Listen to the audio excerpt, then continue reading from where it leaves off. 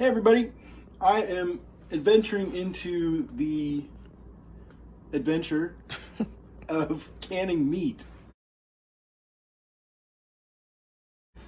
I am going to stick some chicken in some little pint jars here, only because I already have another layer of stuff on the bottom, so I can't put quarts in. I would have preferred to do quarts, but I'm going to try pints. We'll see if I can fit a thigh or two into each of these pints and still have enough headroom, and then can them and save them for things like chicken soup.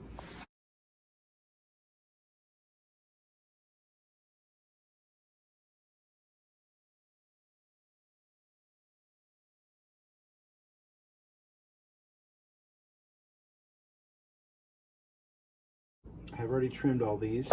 So you don't do any seasoning or anything of them? Just the salt. Okay. I think what I may do is put one whole thigh.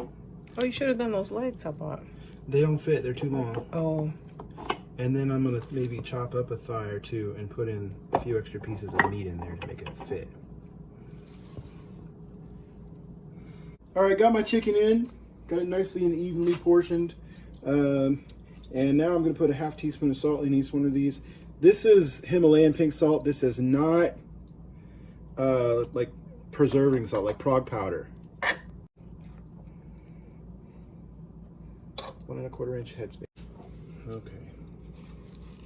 Important step, wipe the rims, make sure there's no debris or grease or juice that could possibly hinder the seal.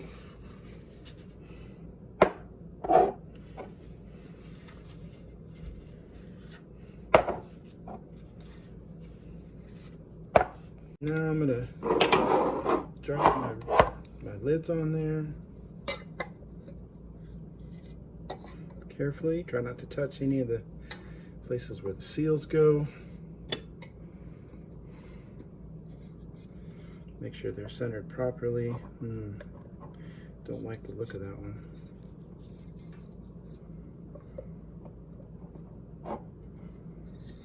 We'll see if it seals. What don't you like about it? It's got a ding on it. I think I'm gonna throw that one out. The seal? I mean the Yeah, they lid? came damaged. Oh. Yeah, I'm gonna drop the rings on there, finger tight.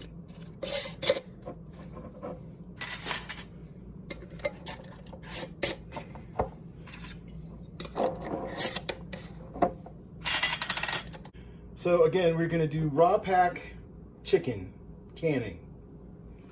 I'm gonna put these in here. This is my second layer.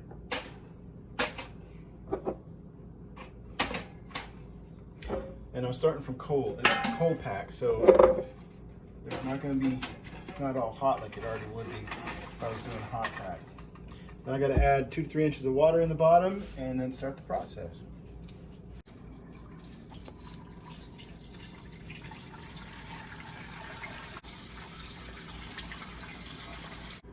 So I've got it in there. I've got the lid sealed. I've got my heat on. I got to wait for it to come up to pressure, well, temperature first. After steam starts shooting out of this, venting for 10 minutes, then I'm going to add my weight. Thanks, Miss Linda, for this tip. Yeah, Miss Linda. So hold on. So the Presto pressure canner comes with a regulator. It's like one size fits all. It goes on here. And the only way you can do it is to adjust the temperature and try to make it go to the right. Like for our altitude, we need to be at 10 degrees here, or 10 psi to do canning.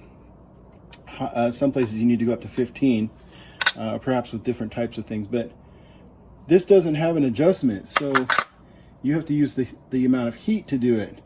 It's really hard. Maybe it would be easier with a gas stove where you could adjust it easier than electric. I don't know. But Miss Linda told us you can get these adjustable ones that you can add weights to. So it's right now it's set for 10 pounds. So when it comes time, I'll put this on here and it'll just hold it at 10 pounds pressure, which is perfect. Now it's time to put the weight on. Oh.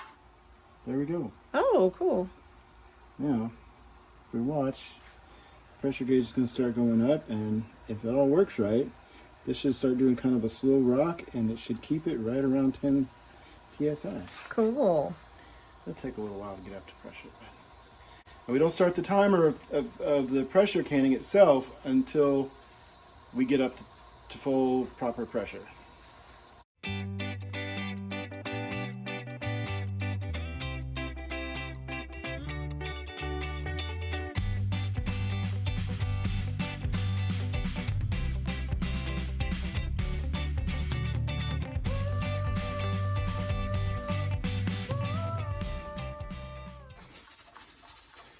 All right, y'all.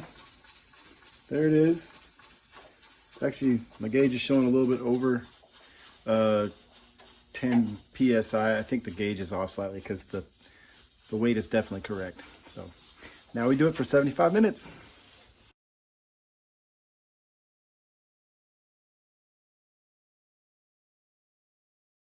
Hey guys, canning process is over. Pulling out my chicken and my cubed beef here. That's what was on the first row. And they're done and hot, and the lids are already popping in here. And so far so good.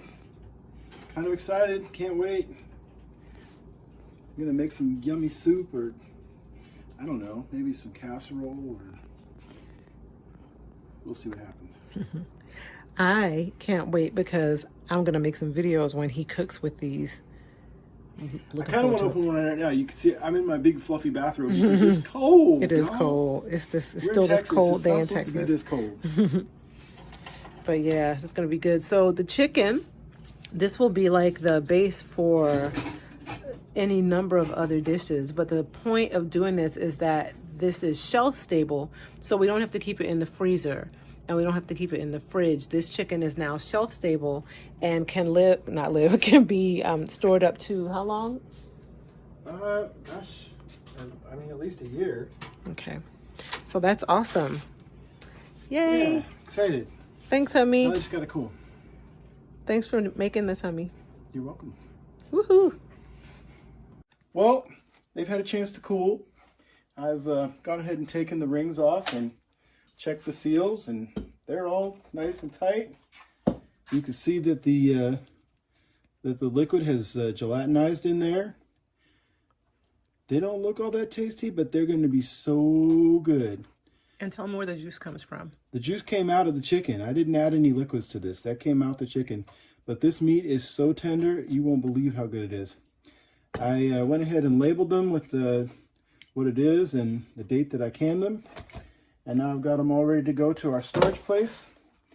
And I can't wait to use them. In fact, I might use some of this soon. Anyway, thanks for watching.